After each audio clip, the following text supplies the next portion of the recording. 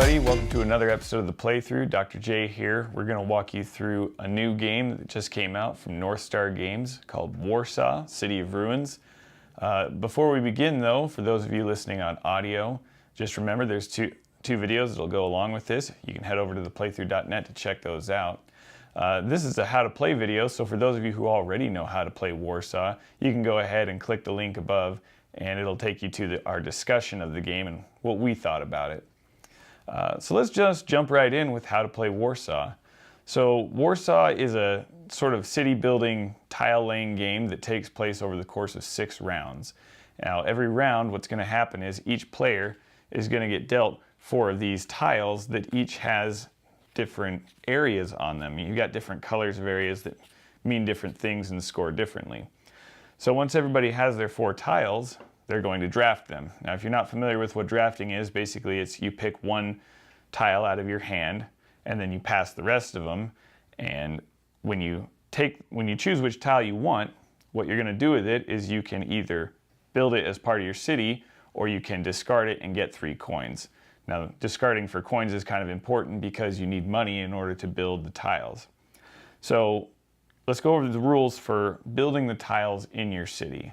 So each tile has a cost in the top corner here. For instance, this tile costs 1 in order to build.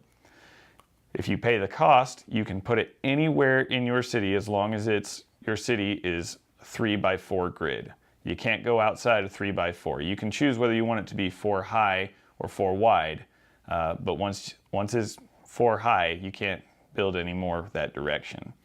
So when you place the tile down, you can orient it any way you want before placing it, and then you have to attach it directly to the side of one other tile in your city. You can't put it diagonally to another tile.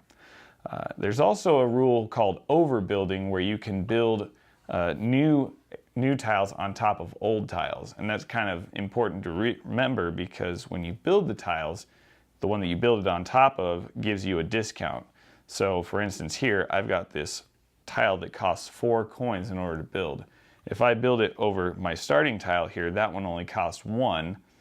That's going to give me a 1 discount, so I'd only pay 3 in order to build that tile there.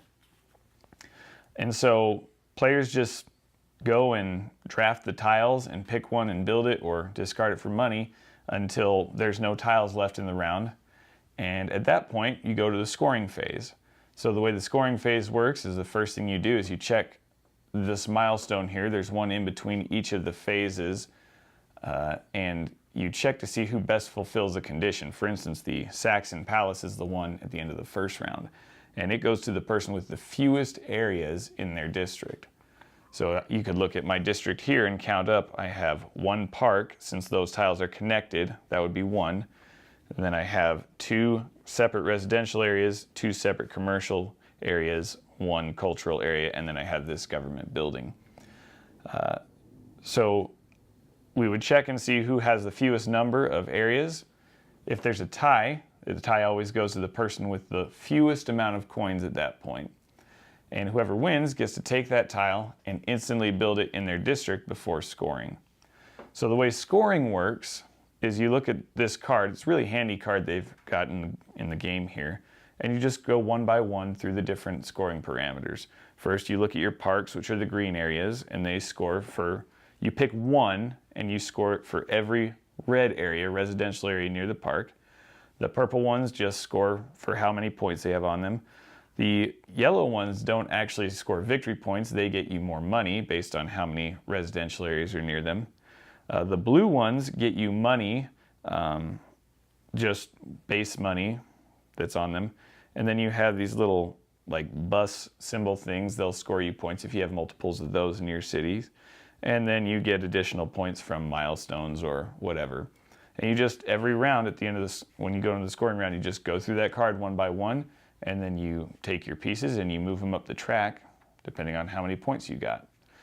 And you just go through that whole process, drafting tiles, picking them, building on your city until you've gone through 6 rounds. And at the end of 6 rounds, the person who has the most points wins the game. One other important point that I should bring up is at the end of rounds 3 and 4, since this is sort of like a progression through the ages, at the end of round 3 is when World War I happens, and at the end of round 4 is when World War II happens. So at the end of round 3, you have to destroy one of the tiles in your city, and at the end of round 4, you have to destroy 2 of them.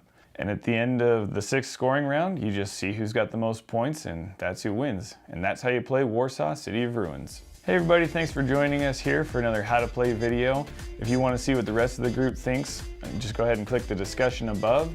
And make sure you check out the playthru.net for other videos, and thanks for joining us.